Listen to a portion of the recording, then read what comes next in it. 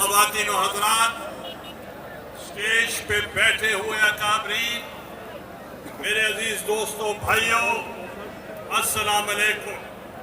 मैं आज सरदार बहादुर खान शहर, साबिक वफाकी वज़ीर को आज पाकिस्तान पीपल्स पार्टी में शमूलियत पर मैं पाकिस्तान पीपल्स पार्टी की तरफ से और अपनी तरफ से मुबारकबाद पेश करता हूँ। अज़ान हो रही है।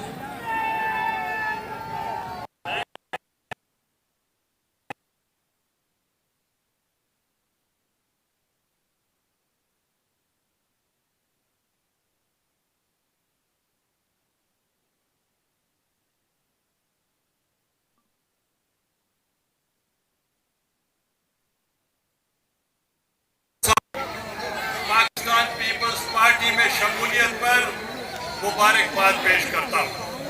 पाकिस्तान पीपल्स पार्टी वो जमात है जो शहीद जुल्फ़िकार अली भुट्टो की जमात है। ये वो जमात है जो मोहतरमा बेनज़ीर भुट्टो शहीद की जमात है, और ये वो जमात है जिनके कारकुनों ने भी कुर्बानियाँ दी, जिनके कायदीन ने भी कुर्बानियाँ दी। आज पाकिस्तान पीपल्स पार्टी का ये अजीम और शान कन्वेंशन जो शेख साहब करा रहे हैं, ये वही मकाम है जहां मोहतरमा बेनज़ीर भुट्टो शहीद साहिबा ने यहाँ खिताब किया था। आज उनके बेटे बिलावल भुट्टो चेयरमैन पाकिस्तान पार्टी यहाँ आपसे मुखातिब होंगे। मैं समझता था कि अगर ये कायनात यहाँ से हटा दी जाती तो और भी जलसा बहुत बड़ा हो जाता और लोग ज़्यादा हमें सुन सकते। मेरे अजीज दोस्तों, पाकिस्तान पीपल्स पार्टी एक जद्दोजहद का नाम है। पाकिस्तान पीपल्स पार्टी एक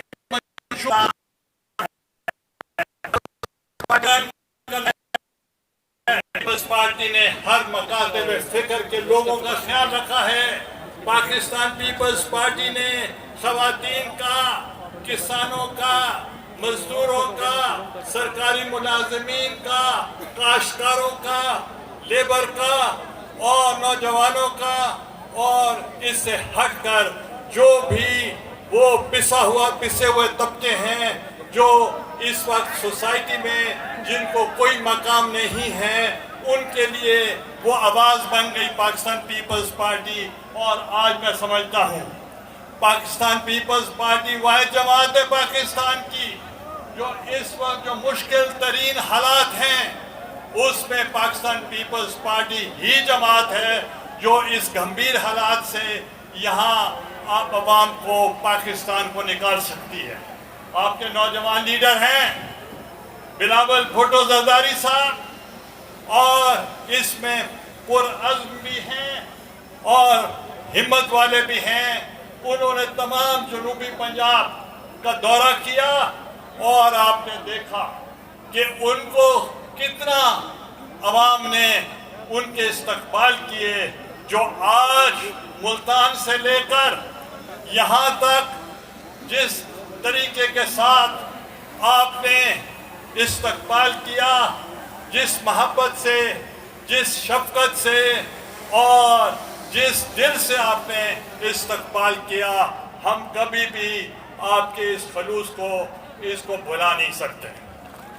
मेरे अजीज दोस्तों, पाकिस्तान पीपल्स पार्टी इस वसीयत की नुमाइंदगी करती है, और इस वसीयत के लिए जो मैं समझता हूँ, जो सूबा का हमने सेनेट से बिल पास करा दिया था, अगर कौमी असेंबली से ये पास कर दे तो ये सूबा बनेगा। और मैं सवाल करना चाहता हूँ, जब सूबा होगा आपको नौकरियां नहीं मिलेंगी? करोड़ों का वादा करते थे कि करोड़ लोगों को नौकरियां देंगे, 50 लाख हो तो लोगों को घर देंगे, और डॉलर की कीमत कम करेंगे, तनख्वाहें बढ़ाएंगे, और بجلی کی قیمت کم کریں گے، گیس کی قیمت کم کریں گے اور ہر چیز کی قیمت کم کریں گے۔ اب میں سمجھتا ہوں وہ اپنے منشور پہ ناکام ہو چکے ہیں۔ اب میں بلاول بھٹو صاحب سے گزارش وہ آئیں گے اور اپنے منشور کا بیان کریں گے۔